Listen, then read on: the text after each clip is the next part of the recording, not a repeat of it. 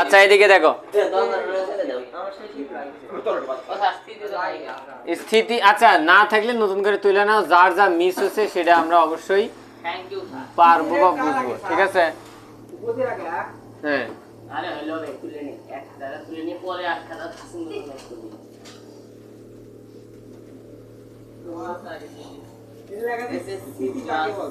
হ্যাঁ স্থিতি কাকে বলে, গতি কাকে বলে, সেগুলা বিষয় না, সংজ্ঞা তো আমি সবই লিখে দিছি।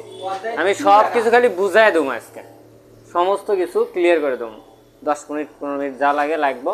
তারপরে আজকে আমরা গ্রাফ পড়বো, গ্রাফ, ঠিক আছে? গ্রাফ পড়বো, গ্রাফ আঁকামো না।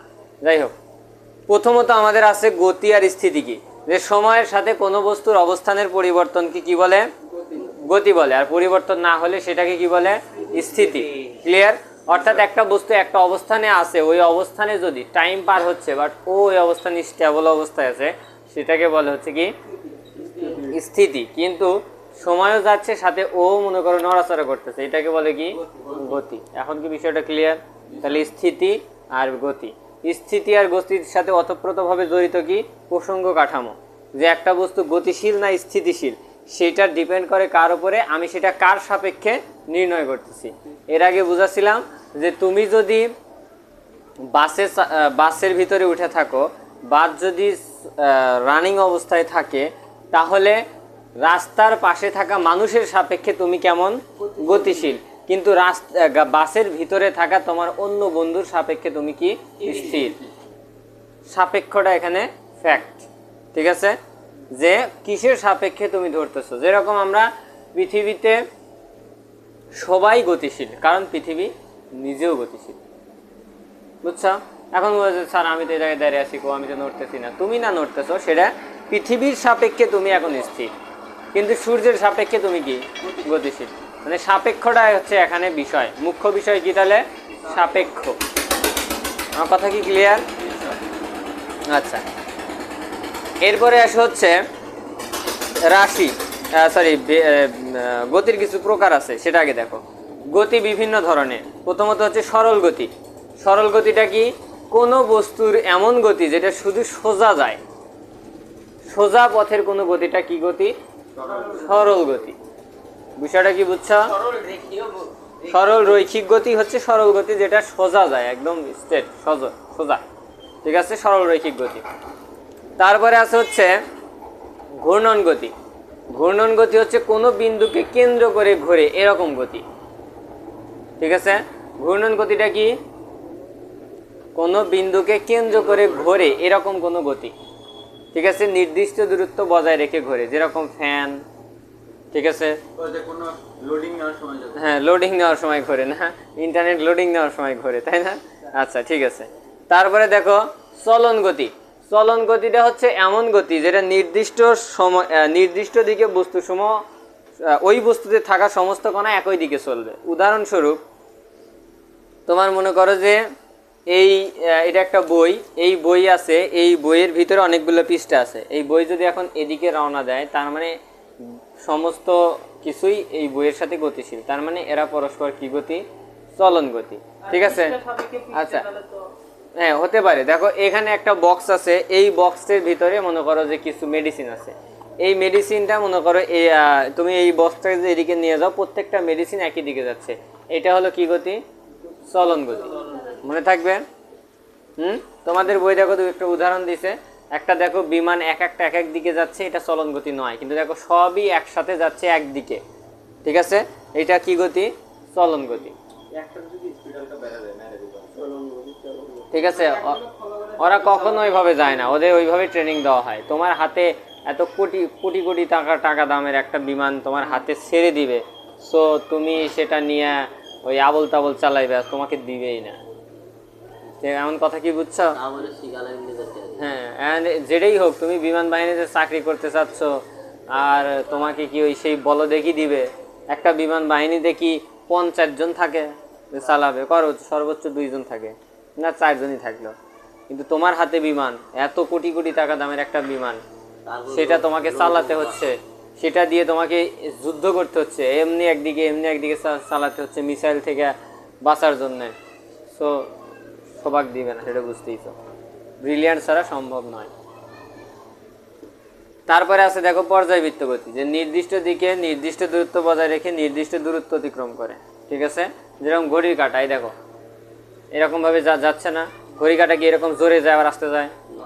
হ্যাঁ, আবার কি মনে করো যে একবার এইদিকে একবার এইদিকে যায় না, মানে এটা ধরো না, ওইটা না, কাটা কথা বলতেছে। তার মানে পর্যায়বৃত্ত গতি হচ্ছে কি একটা নির্দিষ্ট দিকে নির্দিষ্ট দূরত্ব অতিক্রম করা। সরল দোলক, আমি শুধু সহজে বুঝাই দিচ্ছি, সরল দোলক গতিটা কি, যেটা এরকম পেন্ডুলামের মতো দোলে, সময়ের অর্ধেক সময় একদিকে, বাকি অর্ধেক সময় আরেক দিকে চলে, দোলনা। ঠিক আছে, আচ্ছা। তারপরে দেখো রাশি, এই ভৌত জগতে যা কিছু পরিমাপ করা হয় তাকে কি বলে? রাশি বলে। রাশি কয় ধরনের? দুই ধরনের। কি কি? স্কেলার রাশি আর ভেক্টর রাশি। কাকে বলে? যেসব মানে মান ও দিকের দুটো প্রয়োজন, যেসব রাশিকে প্রকাশের জন্য শুধু মান এবং দিক প্রয়োজন হয়, না মান এবং দিক দুটোরই প্রয়োজন হয়, তাকে ভেক্টর রাশি বলে। এক কথায় মনে রাখবে, তুমি তোমার মতো সংজ্ঞা সাজাইবা। এক কথায় মনে রাখবে, স্কেলার রাশির ক্ষেত্রে শুধু মানের প্রয়োজন, দিকের দরকার নাই। কিন্তু ভেক্টর রাশির ক্ষেত্রে মান এবং দিক উভয়েরই প্রয়োজন আছে। ঠিক আছে, ভেক্টর রাশিকে 6টা চিহ্ন দ্বারা প্রকাশ করা হয়, মনে আছে? সব লিখে দিছি। হ্যাঁ, তারপরে দেখো সরণ ও কি দূরত্ব। সরণ কি? নির্দিষ্ট দিকে কোনো বস্তুর অবস্থান পরিবর্তন কি? পরিবর্তনকেই সরণ। হ্যাঁ, নির্দিষ্ট দিকে কোনো বস্তুর অবস্থানের পরিবর্তনকে কি বলে? সরণ বলে। আর দূরত্ব কি? কোনো বস্তুর যে কোনো দিকে অবস্থানের পরিবর্তনকে দূরত্ব বলে। দেখো এর সংজ্ঞার ভিতরেই আছে এটা ভেক্টর রাশি না স্কেলার রাশি। দেখো সরণের ক্ষেত্রে কিন্তু বলছে নির্দিষ্ট দিকে, তার মানে এখানে দিক আছে। আর দূরত্বের ক্ষেত্রে কি নির্দিষ্ট দিক বলছে যে কোনো দিক, তার মানে এখানে আমার কি নাই? দিকের কোনো কথা নাই। এখন কি বিষয়টা ক্লিয়ার?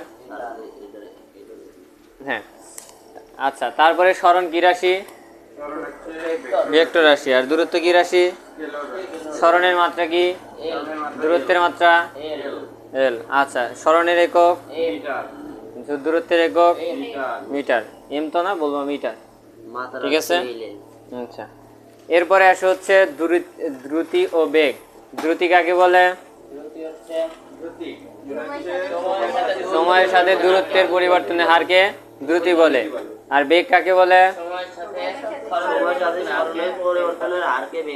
আচ্ছা, দ্রুতি সমান কি লেখা যায়? দ্রুতির মাত্রা কি বলতো? বেগের মাত্রা কি? একক কি? দ্রুতি কি রাশি? বেগ কি রাশি? আচ্ছা, ত্বরণ কাকে বলে? আর বেগ রাশির হারকে মন্দন বলে। ঠিক আছে, হারকে ত্বরণ বলে, বেগ রাশির হারকে মন্দন বলে। আচ্ছা, এখন বলো তো যে ত্বরণের একক কি? ত্বরণের একক বলছি আমি মিটার পার সেকেন্ড স্কোয়ার, মানে ms-2 1 না, 1 হলো বেগের ক্ষেত্রে। ঠিক আছে, 1 হলো বেগের ক্ষেত্রে। এটা কিন্তু সলভ অনেক ম্যাচ লাগায়, বাট তোমাদের না লাগে। ঠিক আছে, আচ্ছা। তারপরে আমরা পড়ছি হচ্ছে কিসের সূত্র? গতির সমীকরণ। গতির সমীকরণ কয়টা ছিল? তিনটা ছিল মূল সমীকরণ, আর কিছু হচ্ছে বা আমাদের পাতানো সমীকরণ, এক কথা যেটা বলে। যাই হোক, আমরা সমীকরণগুলো একবার রিপিট করি। তাহলে ভি স্কোয়ার সমান u square plus 2as, v equal to u plus a t, s equal to u t plus half a t square, s equal to v t, s equal to u plus v divided 2 into t. ঠিক আছে, s equal to u plus half a two t minus 1। ঠিক আছে, clear? আচ্ছা, তারপরে দেখো কি, তারপরে পরন্ত বস্তুর সূত্র কি ছিল? ভি স্কোয়ার সমান u square plus 2gh, v equal to u plus g t, তারপরে h equal to u t plus half g t square. তারপরে পরন্ত বস্তুর সূত্রগুলা কি? বাংলা সূত্রগুলা স্থির অবস্থান থেকে বিনা বাধায় পরন্ত বস্তু সমান সময় সমান দূরত্ব অতিক্রম করে। তারপরে দ্বিতীয় সূত্র, স্থির অবস্থান থেকে বিনা বাধায় পরন্ত বস্তু নির্দিষ্ট সময়ে যে দূরত্ব অতিক্রম করে তা ওই বেগের সমানুপাতিক। তারপরে স্থির অবস্থান থেকে বিনা বাধায় পরন্ত বস্তু যে দূরত্ব অতিক্রম করে তা ওই দূরত্বে ওই সময়ের বর্গের সমানুপাতিক। যে দূরত্ব অতিক্রম করে তা ওই সময়ের বর্গের সমানুপাতিক। ঠিক আছে। আচ্ছা, তারপরে নিক্ষিপ্ত বস্তুর সূত্রগুলো কি ছিল?